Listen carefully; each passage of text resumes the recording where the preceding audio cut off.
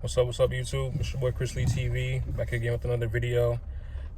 So I have good news. My books just came in. The new financial planners are in.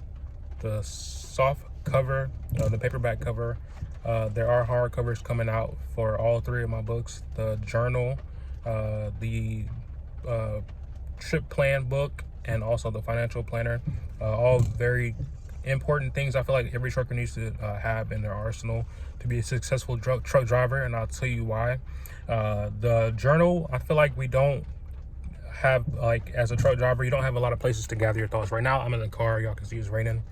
But as far as gathering your thoughts, planning your life out properly, planning your year out, your goals and things like that, I don't feel like there's not a whole lot of goal-oriented content in the trucking industry. That was one of the reasons I made that.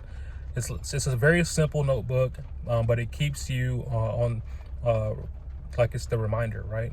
It's a reminder to write down your thoughts. It's a reminder to look over your plans, to make sure you're keeping on track with your goals and things like that. One of the things I want to get into more on this channel. The logistics, the logistics load journal also. Out here, you know, time is money. If we don't know where we are, if we're getting lost, if we don't have a route that we, you know, have available, GPS and stuff, all that works. What happens when you get into a spot where you don't have that? What happens where you are consistently not being able to find parking? You're not looking ahead and seeing, okay, here are 3, 4, 5 truck stops where I can park for the night, that I know that I'll be able to get there in time with the amount of time that I have on my clock. So I know that trip planning is key to, like, the fundamentals in this industry. And then the last I saved the best for last, the financial planner for truck drivers. That's my baby. Why? Because when I first came into the industry, there was nothing like it. No one has anything like this. No one produces content the way I'm about to produce content about it. I'm saying this because I for a fact, I don't see people helping truck drivers budget. I don't see people helping truck drivers track their miles, track whatever, all the stuff that I have in this book. We get paid every week. Right now, I average about $2,000 a week when I'm working. And I'm going to show you guys what that looks like. Once I get back to the house, I'm going to show you the books. I'm going to show you what it looks like after being in the industry for 7 years, and how just my income is going up, up, up, up. As long as I'm keeping my record clean, as long as I'm keeping my health, you know, within the standards of what they're looking for me to be able to drive a truck. You know, these are a lot of important things that you have to think about. But it also, you know, that's what puts the food on the table. That's what gets you behind the wheel. These many factors that have to just line up. Staying off of the SAP program. I hate that people still have to, you know, go and, you know what I'm saying? Like, we know what's going on as far as how this industry works. And this, I feel like I'm about to go on a rant. We know what's going on as far as how this industry works. We know the things that we have to do. We know the guidelines, but still we push past, you know, what's right in the industry and what's wrong in the industry, and we put our livelihood on the line. And then after we make the mistake is when we go run and try to figure out who can help me, what can I do after the mistake's made. I don't like doing things after the mistake's made. But, you know, they made it to where once you make that mistake, it's hard to recover. Some owner-operators might have you know, it might be different. But as a company driver, which I speak for company drivers, I speak to company drivers because I'm a company driver. I've never been an owner-operator. I've leased some trucks, but you're talking to somebody who makes, like I said, around $2,000 a week, where some owner operators are making that a day, $1,500 to $2,000 a day. in this market. Yes, there are people who are still doing that and go home. I know somebody who personally does it and goes home every day. It's just every that's another thing about this trucking industry. If somebody who wants to do something can't do it, they will say that it's impossible to do it.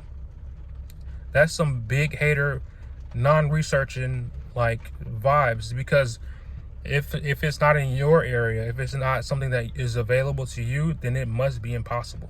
It must not be real. It must not be true. But that's very crazy. I'm gonna get back to this financial planner. When I got in the industry, there was nothing like it. There's still nothing like it. It's the best thing that I've ever created to this day, as far as after my kids. That's the best thing that I've ever created. I really take in the fact the hard work that truck drivers put in and day out, and the things that they deserve. We deserve to be able to spend our money the way we want to spend it. We can't afford not to keep track of the way we spend our money out here on the road. It's a lot easier to spend more than you actually would spend on if you stayed home. Everything on the road is expensive. You have to keep track of it, because your money will disappear like that in a whim out here on this road. You're buying more stuff. You're buying things you don't need. You're not keeping track of your money. You're going broke. This video is not for the people who have their stuff together, which is really like 1% of people. I'm talking to the other 99%, right? I'm talking to that group, the people who don't have their stuff together. I barely have mine together. I wouldn't, if I didn't have all these kids, I wouldn't need this car with 1, 2, 3, 4, all these seats 5 people, but I was able to use the trucking industry to get my credit right, get my money up, build relationships with my bank. And they say, here's 30 some odd $1,000 loan we're gonna give you to go get a new car. Y'all see the hoopty I was in for 7 years? I had the same car, a little Scion XA. That's my hoopty, you know what I'm saying? Hatchback. The thing could fit in my pocket. I paid $3,000 for that car, and it did what I needed it to do.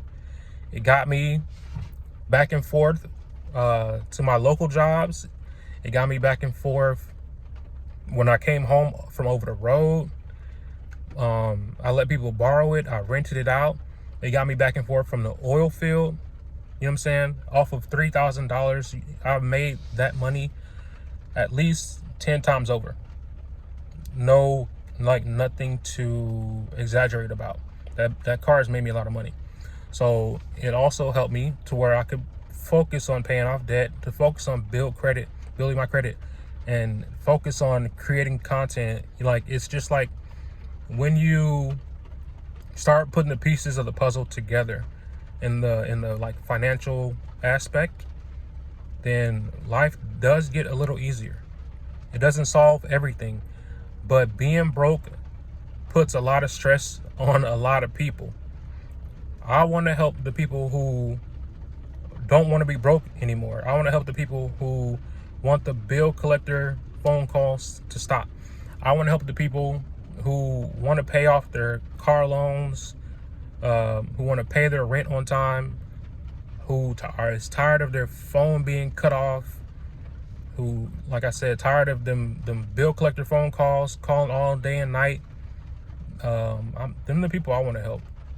That's why I created the financial planner for truckers, because truckers deserve to have the financial assistance to get out of debt. And just because they make more money doesn't mean that they shouldn't have the financial assistance like everybody else does. So with that being said, this is the video. I'm gonna make a couple more videos once I get to my house. I want to show you guys the new planners. I want to talk about that. I want to show you guys what it looks like to make $2,000 a week. What type of money can, as a new truck driver? Yes, I understand. You don't make as much in that first year. You can do it local, or you can do it over the road. You can make more money with them hazmat and tankers and doubles and triples. They still want some type of over-the-road experience in some cases when you're looking to make that $75,000 to $120,000 in the trucking industry. It is possible. I'm a person who makes, my household is, I have a, you know what I'm saying, a $200,000 household. Like I don't play when it comes to my money. I don't play when it comes to trying to make sure that my bills are paid on time. I don't play when it comes to, you know what I'm saying, having to owe people. I like to pay everybody back that I owe. I like to make sure that everything's taken care of. But you have to work hard for it. You have to plan for these things. It's not the easiest thing to do as far as budgeting and managing money. It's not easy to do, but it's something that needs to be done by everybody. You should wake up and know how much money you're going to spend that day, or allocate like an amount that you have to spend.